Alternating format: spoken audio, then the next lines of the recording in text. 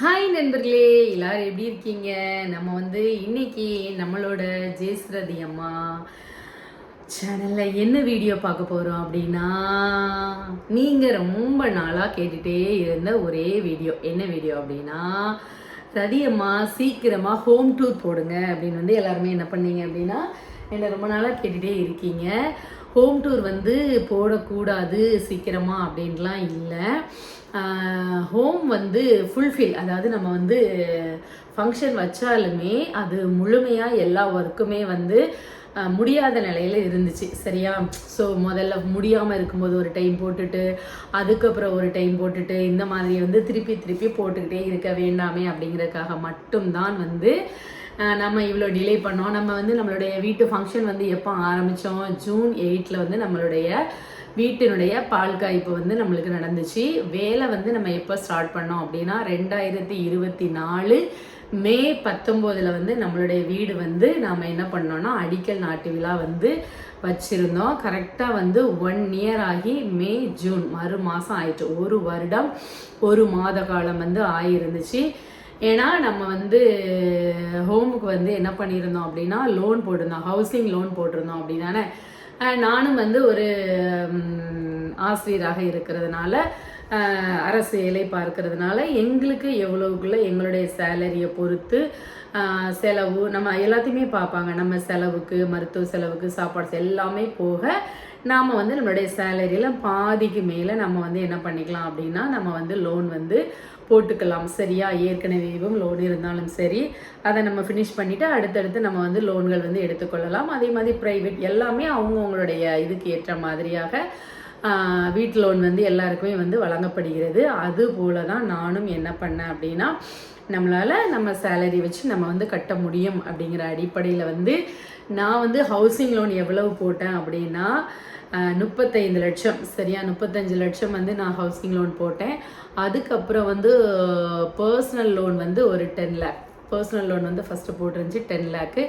அதுக்கப்புறம் இது போக லாஸ்ட்டு ஃபைனல் ஸ்டேஜில் கொஞ்சம் அமௌண்ட் காணாமல் இருந்ததுனால ஒரு 7 லட்சம் ரூபாய்க்கு ஜுவல் 6.25 லட்சம் வந்துச்சு. 6.25 லட்சத்துக்கு ஒரு எவ்வளோ வச்சேன்? ஒரு 10 பவுன் செயின், அப்புறம் 2 நெக்லஸ்ஸு, ஒரு கம்மல் அப்படின்ட்டு ஏறக்குறைய ஒரு 20 பவுன்கிட்ட நெருங்கி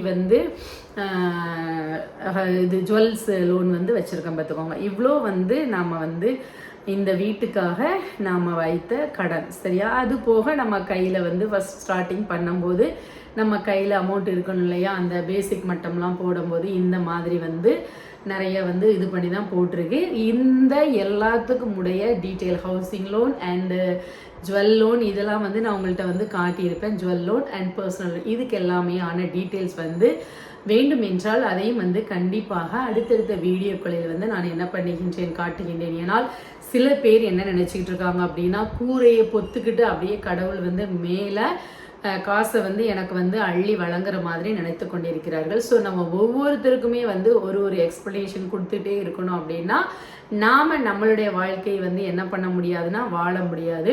ஸோ அதுக்கு கூட நம்ம ரீசெண்டாக இப்போ நடக்கின்ற இந்த இதெல்லாம் சொல்லலாம். நம்மளுடைய லைஃப்பை நாம் வாழணும் அப்படின்னா நமக்கான தலைவர்களை நாம் தேர்ந்தெடுத்துறதுக்கு நம்மளுக்கு ரைட்ஸ் இருக்குது. மக்களாட்சி அப்படிங்கிறத ஃபஸ்ட்டு மக்கள் எல்லாருமே தெரிந்து கொள்ள வேண்டும். மக்களுக்காக மக்களை ஆட்சி செய்வது. சரியா? இப்போ எந்த ஒரு அரசியல் கட்சி தலைவர்களும் நம்மளுக்கு ஒரு ரிலேஷன் அப்படிங்கிற இருந்துச்சு அப்படின்னா நாம் என்ன பண்ணோமோ, நம்மளுக்கு பிடிச்சா பேச போகிறோம், பிடிக்காட்டி பேசாமல் இருந்துருவோம். ஆனால் அவர்கள் ஒரு நாட்டை ஆளக்கூடிய தலைவருக்கான பதவியில் போட்டியிடும் பொழுது ஒவ்வொருவருக்கும் அவர்களுடைய தனிப்பட்ட கருத்துக்களை பகிர்ந்து கொள்வதற்கு அவர்களுக்கு முழுமையான என்ன இருக்குது, உரிமை இருக்கின்றது. ஆனால் அப்பேற்பட்ட உரிமையை நம்ம நம்மளுக்கு எது தப்புன்னு போடுதோ அதெல்லாம் நம்மளுடைய வாட்ஸ்அப் ஸ்டேட்டஸோ நம்மளுடைய இன்ஸ்டாகிராம் ஸ்டோரிஸ்லையோ பகிரும் பொழுது மற்றவர்கள் அவர்களுக்கு ஒரு பிடித்த தலைவர் எனக்கு பிடிக்காமல் இருக்கலாம். ஏன்னா தலைவர்கள் முகத்தை பார்த்தோ அவங்களுடைய ஆக்ஷன்ஸை பார்த்தோ நம்மளுக்கு பிடிக்க போகிறது கிடையாது. சரியா? ஒரு நாட்டுக்கு தேர்ந்தெடுக்கப்படக்கூடிய லீடர் எத்தனை போராட்டங்களில் பங்கேற்றிருக்கின்றார், எவ்வளவு அவர்களுக்கு அனுபவம் இருக்கின்றது, அதுக்கப்புறம் அவங்க எவ்வளவு நாட்டு மக்களுக்கு நல்லது செய்கிறாங்க, ப்ளஸ் ஆர் மைனஸ் ரெண்டையுமே பார்க்கணும். அப்புறம் வந்து ஃப்யூச்சருக்கு வந்து மற்ற மாநிலங்களோடு ஒப்பிடும் பொழுது நம்ம மாநிலம் இப்பொழுது எந்த நிலைமையில இருக்கின்றது, எந்த கட்சி மேலும் மேலும் ஆட்சி செய்தால் நம்மளோட மாநிலத்திற்கு வந்து நல்லா இருக்கும் அப்படிங்கிற பலவிதமான கருத்துக்களை எல்லாமே நாம் வந்து மனசில் வச்சு அவங்களுக்கு பிடிச்ச மாதிரி சரியா சில தலைவர்களுடைய உரைகளால் கருத்துக்களால் மற்ற இதுகள் நிறைய இது சொல்லுவாங்க எல்லாரையும் பற்றி நம்மளுக்கு விழிப்புணர்வு ஏற்படுத்தும் வகையில் அந்த மாதிரி ஒருத்தருக்கும் ஒரு இது பிடிக்கலாம். அந்த வகையில் நான் வந்து இப்போ எந்த ஒரு சார்பு நான் எப்போவுமே வந்து இது அப்படின்னு எந்த ஒரு கட்சியும் சார்ந்தவள் அல்ல. எனக்கு மனசில் அந்தந்த 5 இயர்ஸில் என்னென்னலாம் நான் பார்க்குறேனோ அதெல்லாம் வச்சு ஃபைனலாக அந்த ஓட்டு போடுற இடத்துல போய் என் மைண்டுக்கு என்ன தோணுதோ அதுபடி தான் நான் வந்து ஓட்டு வந்து இவ்வளோ நாள் போட்டுட்ருக்கேன்.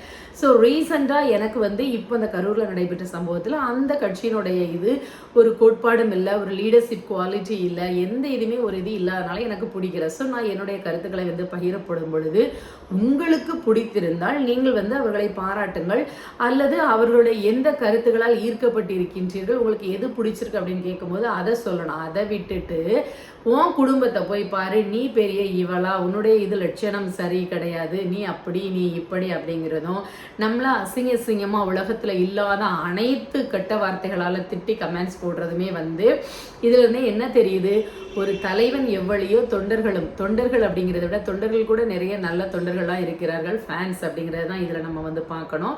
ஸோ மற்றவர்களை வந்து கேவலமான அளவுக்கு திட்டக்கூடிய பண்பை தான் ஒரு தலைவர்களிடமிருந்து என்ன பண்ணுகிறார்கள் வந்து பெற்றுக்கொள்கிறார்கள். அப்பேற்பட்ட தலைவர் வந்து நல்ல தலைவர் அல்ல அப்படிங்கிறதான் என்னுடைய கருத்து. ஒரு பொது இடத்துல ஒரு இது நடக்கும் பொழுதும் வைக்கும் பொழுதும் ஒரு தலைவன் வந்து ஒரு கட்டளை இடுகிறான், ஒரு ஆர்டர் பண்ணுறான் அப்படின்னா அதை வந்து ஏற்று செயல்படக்கூடியவர்களாக வந்து தொண்டர்கள் அமைய வேண்டும் அப்படிங்கிறத என்னுடைய கருத்து. ஸோ ஒரு கமெண்ட்ஸுக்கே வந்து இந்த அளவுக்கு வந்து தேவையில்லாமல் வந்து இவங்க ரியாக்ட் பண்ணும்போது அது வந்து மற்ற செயல்கள் வந்து எப்படி இருக்கும் அப்படிங்கிறது தான் வந்து என்னுடைய கருத்து. ஒவ்வொருத்தருக்கும் ஒருத்தர் கருத்து. இப்போ இதையுமே பார்த்துட்டு கூட நீங்கள் ஃபுல் வீடியோவே பார்க்க மாட்டாங்க, உனக்கு தெரியுமா இது பண்ணோம். நான் இப்போவுமே சொல்கிறேன், குடும்ப விஷயம் அப்படிங்கிறது எல்லோருடைய குடும்பத்திலும் வந்து நடைபெறக்கூடியது.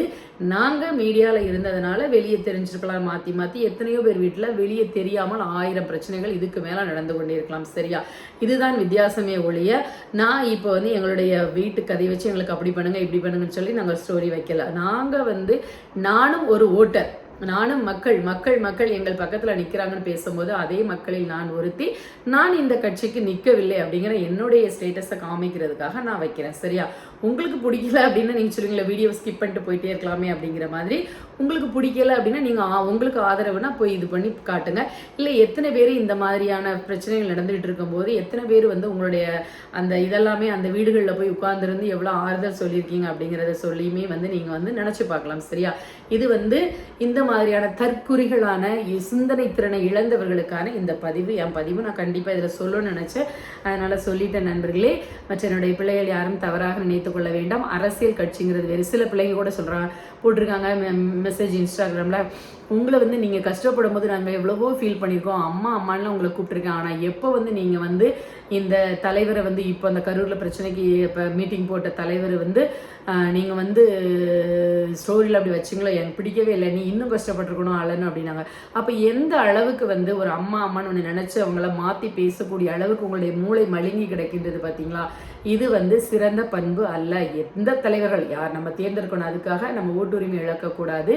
எந்த தலைவர்கள் வந்தாலும் நீ உழைச்சால் தான், நீ இது பண்ணாதான் உனக்கு வந்து சாப்பாடு அப்படிங்கிறத நினச்சிக்கிடணும். அதுக்காக விலைவாசி உயர்வு நிறைய பிரச்சனைகள் வர்றதுனால அதுக்கு ஏற்ற மாதிரியான நல்ல தலைவர்களை தேர்ந்தெடுக்க வேண்டும் அப்படிங்கிறதான் என்னுடைய கருத்து. வெளி மாநிலங்களை எல்லாம் ஒப்பிடும் பொழுது பெண்களுடைய பாதுகாப்பும் நம்மளுடைய மாநிலத்தில் அதிகமாகவே இருக்கின்றது. நிறைய பார்த்துருப்பீங்க என்னென்னலாம் நடந்துட்டு இருக்கு, எவ்வளோ பிரச்சனைகள் நடந்துட்டுருக்கு, அதுக்கெல்லாம் என்ன தீர்வு அப்படின்னு சொல்லிட்டு. ஸோ இன்னும் வந்து நல்ல ஒளிமயமிக்க தமிழ்நாடாக நம்மளுடைய நாடு வந்து உருவாகும். எல்லா மக்களும் நல்லா இருக்கணும் அப்படிங்கிறது தான். ஸோ எல்லாருமே வந்து சிந்தித்து செயல்படுங்கள். சரியா, உங்களுக்கு தனிப்பட்ட கருத்து இருந்தால் உங்களோட வச்சுக்கோங்க. என்னை மாதிரியுமே வந்து நீங்கள் வந்து பதிவுகளை ஏற்றலாம். ஆனால் பதிவு ஏற்றுபவர்களை தனிப்பட்ட முறையில் விமர்சிப்பதற்கு உங்களுக்கு எந்த விதமான அதிகாரமும் கிடையாது. அது வந்து உங்களுடைய அந்த தவறான செயலையே குறிக்கின்றது. சரி, ஓகே, நம்ம ரொம்ப பேசி இங்கேயே போயிட்டோம், நம்ம எதுக்கு வந்தோம் அப்படிங்கிறதே வந்து இப்போ வந்து மாறி போச்சு. சரி நண்பர்களே, இப்போ வந்து நான் வந்து என்ன சொன்னேன், இவ்வளோ வந்து அமௌண்ட் வந்து நம்ம வந்து கடன் வாங்கியிருக்கோம்னு சொன்னேன். ஒன்று வந்து 35 lakhs, தென் 10 lakhs, அப்புறம் 7 lakhs. சரியா? ஸோ ஓவரால் வந்து 35, அப்புறம் வந்து 1045, அடுத்து வந்து ஒரு 7, ஒரு 52 இது கையில் இருந்துன்னு கிட்டத்தட்ட 60 லட்சம் தொடர்பாக வந்து நம்மளுடைய ஹோம்க்கான செலவு வந்து நம்ம வந்து இதில் வந்து இது பண்ணியிருக்கோம். சரியா? இதில் வந்து எத்தனை ஸ்கொயர் ஃபீட்டில் வந்து நம்ம இந்த வீடை, நம்மளுடைய வீடை வந்து வடிவமைத்திருக்கிறோம் அப்படின்னா 1500 ஸ்கொயர் ஃபீட். சரியா? 1500 ஸ்கொயர் ஃபீட்டில் வந்து நம்மளுடைய இந்த வீடானது கட்டமைக்கப்பட்டுள்ளது. நம்மளுடைய வீடு வந்து ஃபஸ்ட்டு வந்து கிரவுண்ட் ஃப்ளோர், அதுக்கப்புறம் ஃபஸ்ட் ஃப்ளோர், அப்புறம் செகண்ட் ஃப்ளோர், அப்புறம் தேர்ட் ஃப்ளோர். தேர்ட் ஃப்ளோரில் வந்து நம்ம வந்து என்ன பண்ண போகிறோம்னா இன்னொரு அமைப்பு ஒன்று வந்து செய்ய போகிறோம். அது என்ன அப்படின்னு செஞ்ச பின்னாடி அது உங்களுக்கு வந்து நான் வந்து காட்டுறேன். சரியா? ஃபுல்லாகவுமே வந்து ரூமாக அடைச்சிட்டு இருந்தால் நம்ம வந்து அதை வந்து யூஸ் பண்ண போகிறதில்ல. நம்ம ஒரு 3 மாடி கட்டுறோம் அப்படின்னா அந்த 3 மாடி ரூமையுமே வந்து நம்ம யூஸ் பண்ணுற மாதிரி இருக்கணும். அதுதான் வந்து நம்மளுக்கு வந்து யூஸ்ஃபுல்லாக இருக்கும். பேருக்காக சும்மா வந்து ரூமை கட்டி போட்டுட்டு அடைச்சி போடுற மாதிரி இருக்கக்கூடாது. சரியா? அதன் அடிப்படையில் இது பண்ணேன். இது இப்போ வந்து எல்லாமே வந்து பயன்படுற சூழலில் இருக்குது, பயன்படுத்தி கொண்டும் இருக்கின்றோம். சரியா? அதுக்கப்புறம் வந்து நம்ம வந்து ஒரு வீடு கட்டுறதுக்கு முன்னால் வந்து ஃபஸ்ட்டு நான் சொல்லிட்டேன் ஃபினான்சியல், அது வந்து நம்ம ரெடி பண்ணுறதுக்குள்ளதோ நம்ம கையில் உள்ளதோ அது கையில் வச்சு கட்டுறவங்களும் இருக்காங்க. ஓகே. பட் வந்து இப்போ இருக்கிற காலத்தில் வந்து எல்லாருமே வந்து நம்ம நேரடி பார்வையில் வீடு கட்டுறது அப்படிங்கிறது முடியாத சூழ்நிலையில் உள்ள நிறைய பேர் ஒர்க் பண்ணுறவங்களா இருக்கும். வீட்டில் உள்ளவங்க ஒர்க் பண்ணுறதுனாலையும் வெளியே அந்த வேலைகளை வந்து கவனிக்கிறதுக்கு முடியாமல் இருக்கும். அப்போ வந்துலாம் நம்ம பேரண்ட்ஸ் வந்து கட்டும் போது அவங்களே கல் மண் எல்லாமே டெய்லி நைட்லாம் சமந்து வீட்டில் வந்து போடுவாங்க.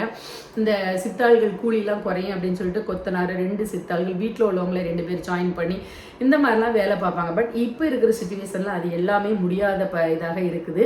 ஸோ அதனால் நம்ம மோஸ்ட்லி வந்து யாரை தேடி போகிறோம் அப்படின்னா கான்ட்ராக்டர் ஆர் இன்ஜினியர், இவங்கள தான் வந்து நம்ம வந்து என்ன பண்ணுறோம் அப்படின்னா அவர்களுடைய உதவியை நாடு மொத்த கான்ட்ராக்டாக நம்ம அவங்கள்ட்ட இருந்து பேசி இத்தனை மாதத்துக்குள்ளே முடித்து தரணும் அப்படின்னு சொல்லி நம்ம வந்து நம்மளுடைய அந்த இதை வந்து வீட்டு பணியை வந்து நம்ம ஒப்படைத்து அதை செயல்படுத்த ஆரம்பிக்கின்றோம். ஸோ இதில் கவனிக்கப்பட வேண்டியது என்னன்னு நான் ஒரு வீடு கட்டின அனுபவத்தை வச்சு நான் ஃபஸ்ட்டு சொல்கிறேன். ஏன்னா நாங்கள் தாளம்தினாரில் இருக்கிற வீடு வந்து நாங்கள் எப்படி பண்ணியிருக்கோம் அப்படின்னா ஏற்கனவே இருந்த வீடை வந்து ரீக்ரியேஷன் அதை எல்லாத்தையுமே மாற்றி தனித்தனி பெட்ரூம்ஸ் இந்த மாதிரி உருவாக்கி டைல்ஸு பெயிண்டிங் எல்லாமே பண்ணி நாங்கள் வந்து அமைச்சோம். பட் இது வந்து கீழே இருந்தே நம்ம மண்ணில் இருந்தே புதுசாக ஏற்கனவே இருக்கிற ஓடு போட்ட வீடை வந்து நம்ம இடிச்சிட்டு அதுக்கப்புறம் நம்ம ஃபுல்லாகவே வந்து கட்டியிருக்கோம். எல்லாமே பிளான்லாம் அப்ரூவல் வாங்கி எல்லாமே பண்ணியிருக்கோம்.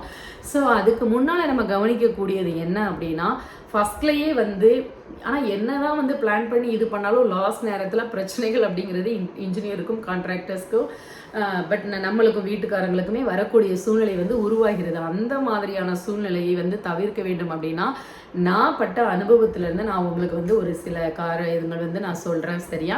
அதை தெரிஞ்சுக்கோங்க. ஃபஸ்ட்டே வந்து ஒரு அக்ரிமெண்ட் வந்து போட்டுக்கோங்க. எத்தனை ஸ்கொயர் ஃபீட், எவ்வளோ அமௌண்ட்டு, அதுக்கப்புறம் எக்ஸ்ட்ரா நீங்கள் என்னென்னலாம் வந்து அதில் பண்ணி தருவீங்க, எது எல்லாமே வந்து அதில் வந்து கான்ட்ராக்ட் பேஸ்டு அந்த மணியில் வந்து சேரும், மற்றது எதெல்லாம் சேராது அப்படிங்கிறத வந்து தெரிஞ்சுக்கோங்க. சரியா? வீட்டை சுற்றி இருக்கிற வால்லாம் வந்து அதில் சேராது அப்படின்னு சொல்லிட்டாங்க. அப்புறம் தொட்டி தண்ணி சம்பு இருக்குது பார்த்தீங்களா, பெரிய சம்பு, அது வந்து அதில் சேராது. அதுக்கப்புறம் பெயிண்டிங்ஸு, கபோர்டு ஒர்க்கு, பெயிண்டிங்குமே வந்து அவங்க ஒரு பர்டிகுலர் பேஸ்டு ரொம்ப இருக்கிறதே லோ குவாலிட்டி தான் வந்து அவங்க அடித்து தருவான்னு தான் ப்ரிப்பேர் பண்ணுறாங்க. அதுக்கப்புறம் வந்து கபோர்டு ஒர்க்ஸு, அதுக்கப்புறம் வந்து நம்மளுடைய பால்கனியில் வந்து நம்ம கண்ணாடி கிரில் இதெல்லாம் வைக்கிறோம் இல்லையா, இதெல்லாம் அவங்க ஒரு இது வச்சுருக்காங்க. அதுக்கு மேலே நம்ம அழகாக வைக்கணும் அப்படின்னா அதெல்லாம் வந்து நம்மளுடைய இது அப்படி தனிப்பட்ட அமௌண்ட் அப்படின்னு வந்து சொல்லிடுறாங்க. அதுக்கப்புறம் சில விஷயங்கள் முன்னாலெல்லாம் பேசிட்டு சில இடங்கள் போட்டு அதில் வந்து கம்பிலாம் வச்சு ஒர்க்லாம் பண்ணுவோம் அப்படின்னு சொல்லிலாம் பேசியிருந்தோம். பட் ஆனால் அதே மாதிரி ஒரு சம்பு, ஒரு தொட்டி செய்கிற ஒரு தொட்டி, பெரிய தொட்டி வந்து நம்ம ரெடி பண்ணுறோம் அப்படின்னா அந்த தொட்டிக்குள்ளே நாம் இறங்கி அந்த தொட்டியை க்ளீன் பண்ணுற மாதிரி இருக்கணும்.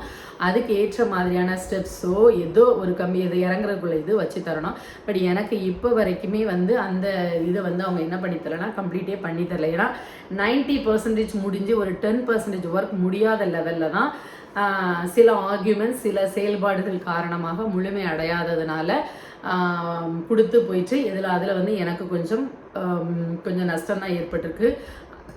அந்த பேஸில் பார்க்கும்போது சரியா நான் ஓவரால் எல்லா அமௌண்ட்டுமே கொடுத்து முடித்தோம். எனக்கு வந்து கொஞ்சம் வேலை பெண்டிங் ஆன மாதிரி தான்.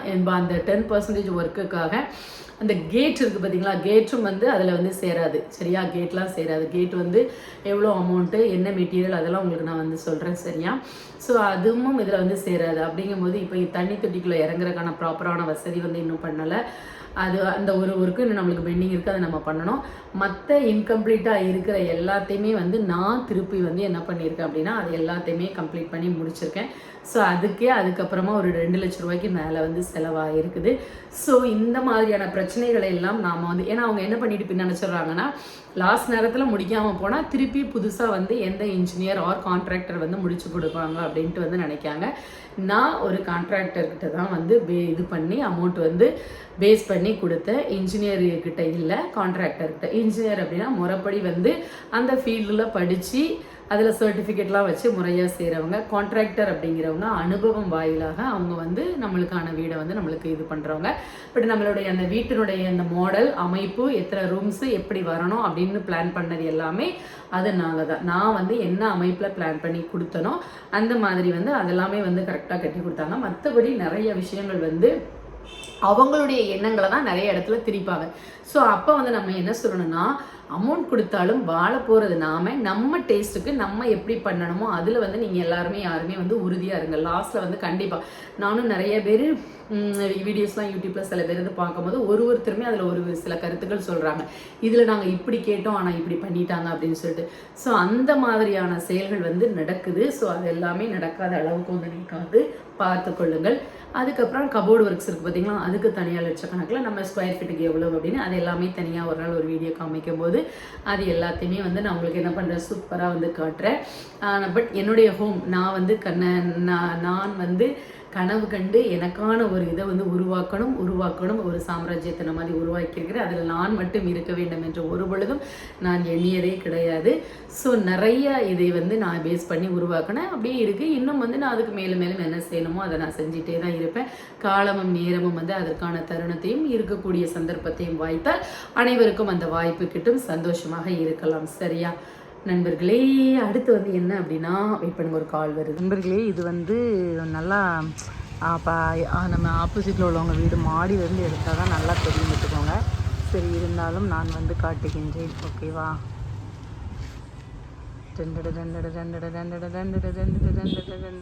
நீங்கள் எல்லாரும் ஆவலோடு எதிர்பார்த்து கொண்டிருக்கின்ற நம்மளுடைய ஜேசுரதி எப்படி இருக்குது, நல்லா இருக்குதா? இதுதான் வந்து நம்மளுடைய ஃபஸ்ட் ஃப்ளோர். கீழே கிரவுண்ட் ஃப்ளோர் பார்த்தீங்கன்னா, இப்போ இது வந்து நம்மளுடைய ஃபஸ்ட் ஃப்ளோர்.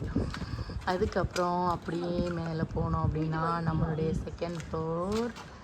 அதுக்கப்புறம் அப்படியே போனோம் அப்படின்னா நம்மளுடைய மொட்டை மாடி. இன்னும் அதில் மேலே வந்து நம்ம இன்னொரு ரூம் மேலே வந்து எடுக்கலாம் அப்படிங்கிற ஒரு ஐடியா இருக்குது. அது நெக்ஸ்ட் மந்த் ஸ்டார்ட் ஆக போகுது. அது வந்து ரூம் மாதிரி இல்லாமல் அது வேறு ஒரு மாதிரி நம்ம செய்ய போகிறோம். சரியா, அதையும் நான் வந்து உங்களுக்கு காட்டுறேன்.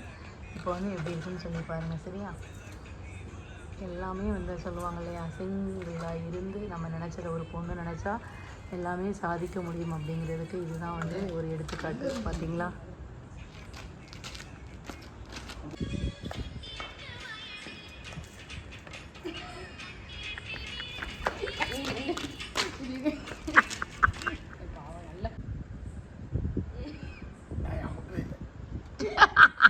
நண்பர்களை அமுக்கி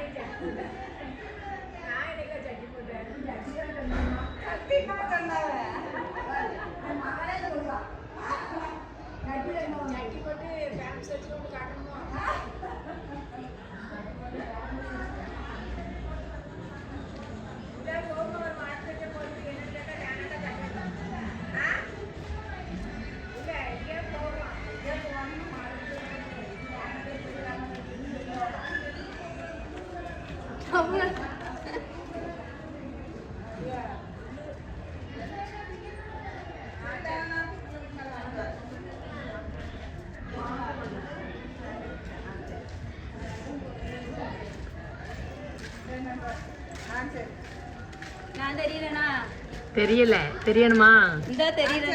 தெரிஞ்சதுன்னா எடுத்துடுறேன்.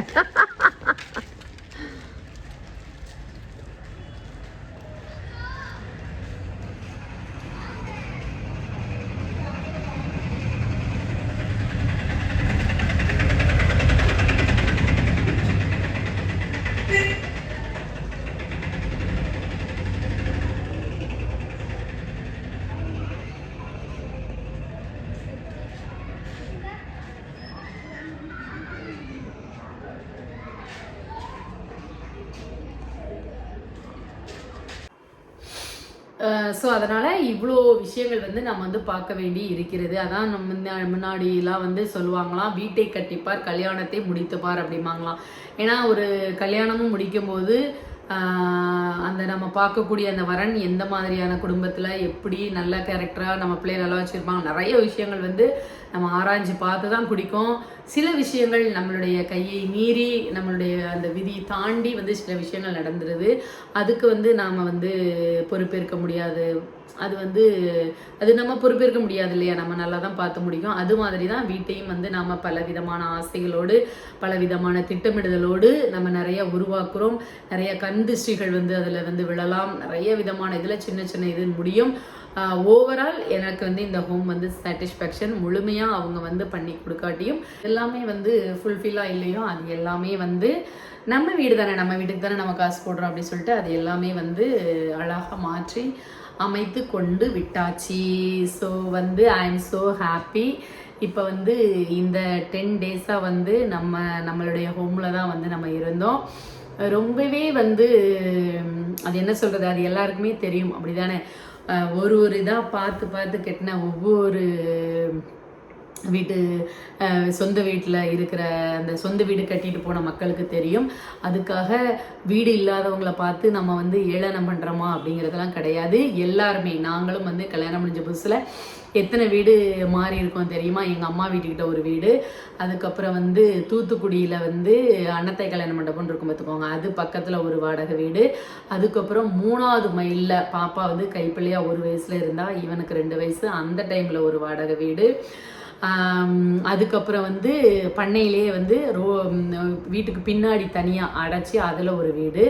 அதுக்கப்புறம் நாங்களாம் எங்கள் அப்பா வந்து கட்டி தந்து இப்போ ராஜபாளையம் வீடுன்னு சொல்லி காட்டுறோம்ல அதில், இப்படி 5 வீடு.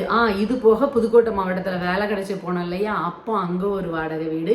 இப்படி நிறைய வாடகை வீட்டில் இருந்து தான் எல்லாருமே வந்து படிப்படியாக தான் மேல்நிலைக்கு வந்து அடைஞ்சிரும். எல்லாருமே ஒரு நாளில் வந்து பணக்காரங்களாக வந்து ஆக முடியாது. ஸோ நீங்கள் எல்லாருமே நம்ம முயற்சி பண்ணோம் அப்படின்னா ஒரு சிலவற்றை இழந்து அதை வந்து தியாகம் பண்ணி சேர்த்து அதுக்காக போராடணும்னா, ஏன்னா நான்லாம் என்னுடைய வேலைக்காக அவ்வளோக்குள்ள இரவு பகலாக தூங்காமல் வீட்டு வேலையெல்லாம் முடிச்சுட்டு நைட்டும் பகலமாக இருந்து படித்து தான் நான் வந்து வேலை கிடச்சிது. வேலையும் அது வந்து யாரும் சொன்ன மாதிரி சும்மாலாம் யாரும் தூக்கி தரலை.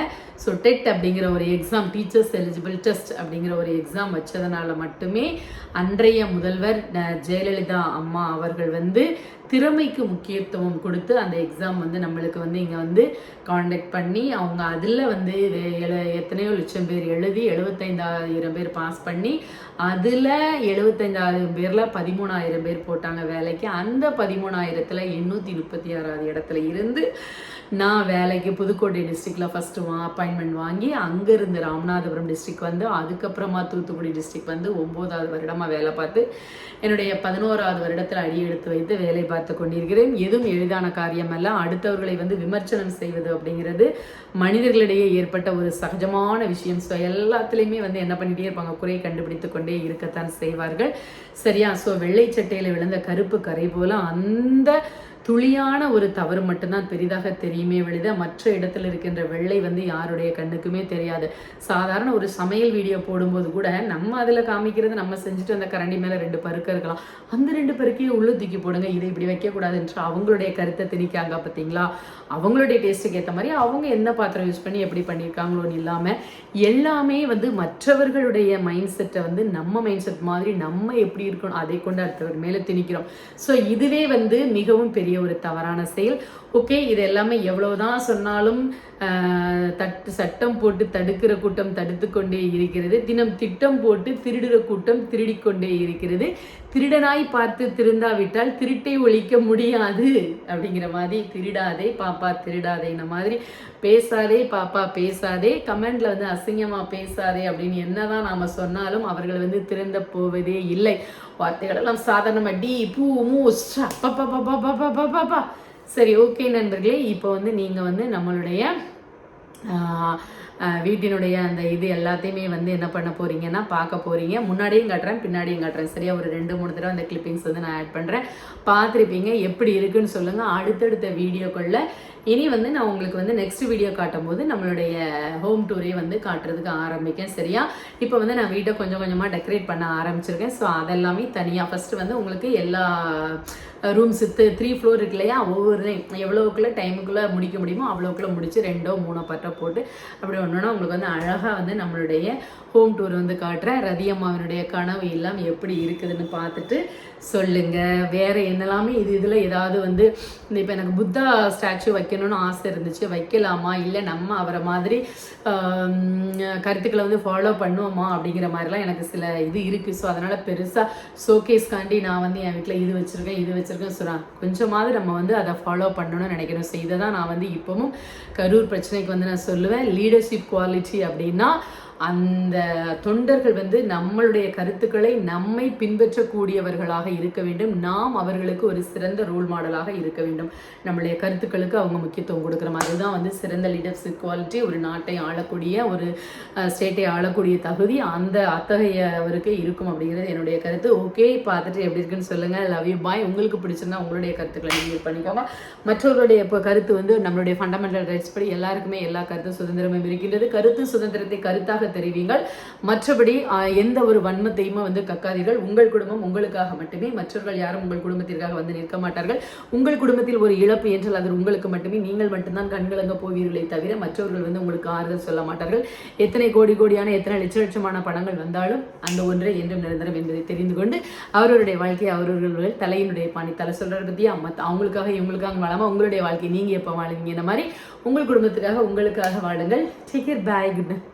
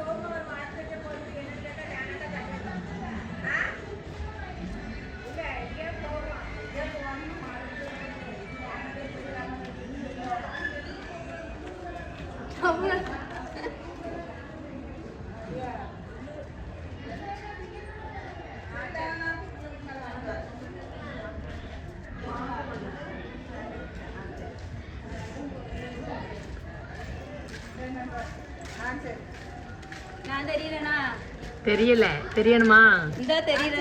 தெரிஞ்சுட்டுன்னா எடுத்துடுறேன்.